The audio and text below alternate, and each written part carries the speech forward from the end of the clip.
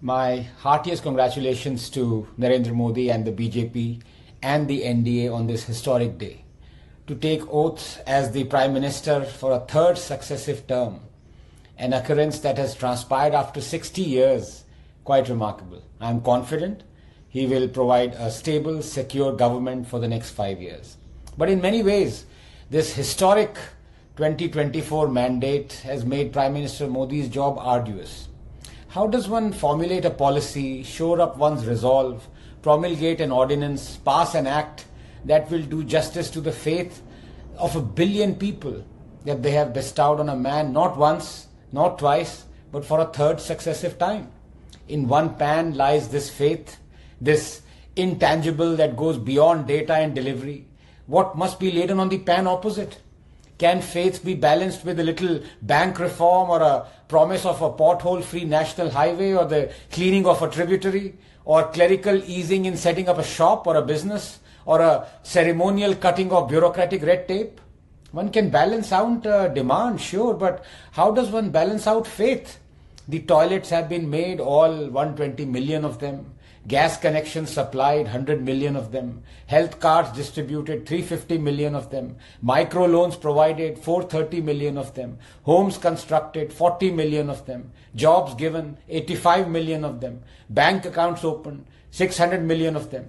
Indians are healthier, wealthier, wiser.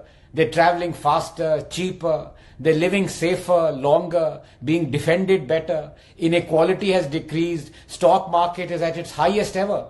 What does one do now? A little more of the same? More toilets, more schools, more gas cylinders? Would that balance the faith?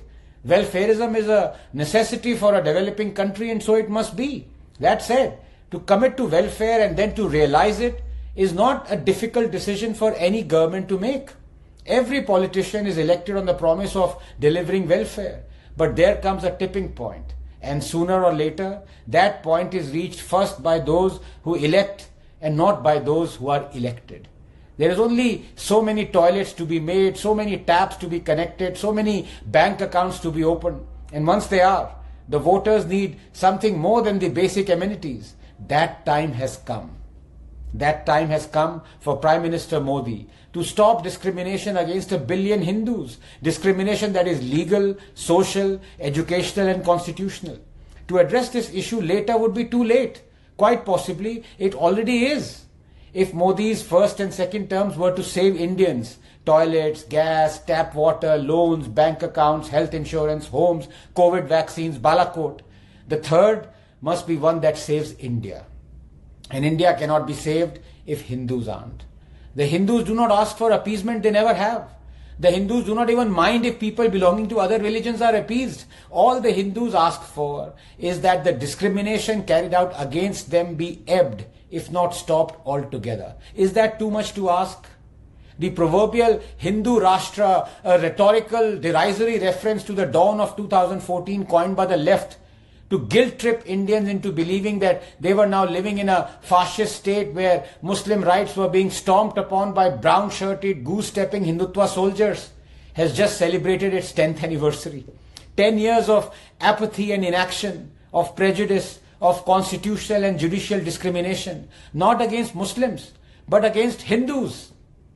To those who claim we are now living in a totalitarian Hindu Rashtra, one must ask, what kind of a Hindu Rashtra is this where 1 billion strong Hindus have been through our parliament, courts, education system and our constitution reduced to not just second class but rather 8th class citizens? What kind of a Hindu Rashtra is this where Durga Puja and Garba celebrations are stoned with impunity, where a sitting Prime Minister claims minorities have the first claim to resources? What kind of a Hindu Rashtra is this where Hindus are forced to be refugees in their own land, where one can resettle or settle 40,000 Rohingya Muslims, but not 700,000 Kashmiri Hindus, the land's original inhabitants, where the judiciary says not once but twice that it is too late to prosecute those who raped, murdered and ethnically cleansed Hindus?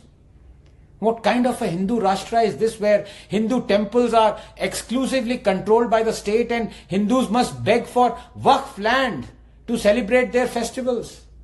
What kind of a Hindu Rashtra is this where the Right to Education Act discriminates only against Hindus and their schools, forcing thousands of them to shut down? What kind of a Hindu Rashtra is this where genocidal monsters like Aurangzeb and Tipu are eulogized through state-sponsored publications, naming of roads and organizing of festivals? What kind of a Hindu Rashtra is this where a law was about to be enacted through which only the Hindus would have been held guilty in a communal riot even if they were in a minority, for example in Kashmir? What kind of a Hindu Rashtra is this where court judgments like the Sabarimala and legislative enactments like the Hindu Code Bill purport to reform only Hindu religious practices, but dare not touch practices of other religions, and if they do, their decisions are promptly reversed like in the Shah Bano case? What kind of a Hindu Rashtra is this where the Places of Worship Act continues to deny Hindus their legitimate right to correct historical injustices, where the Waqf Act gives overarching powers to Muslims to declare a 1500-year-old Hindu temple to be on Islamic land when Islam is only 1300 years old? If this is how a Hindu is rewarded in a Hindu Rashtra, honestly, he'd much rather be in a Muslim Rashtra, because then at least there'll be no pretense of equality. A kafir will get what he deserves.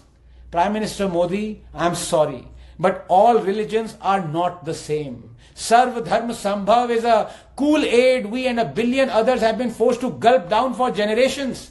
It has guilt-tripped us into a downward spiral of self-loathing.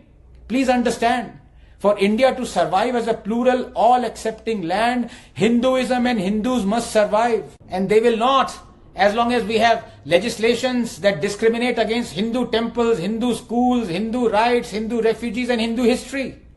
The Waqf Act must be abrogated. So must the Places of Worship Act and the Temple Endowment Act. Right to Education Act must be amended. Kashmiri Hindus must be resettled in the valley.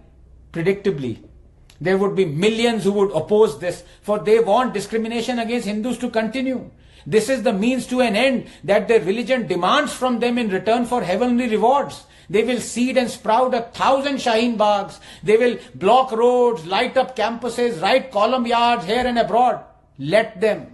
You must stand up to them, Mr. Modi. This term, Narendra Modi, you need to fight for our survival, not yours. You need to choose dharma over coalition dharma. Will you? Can you?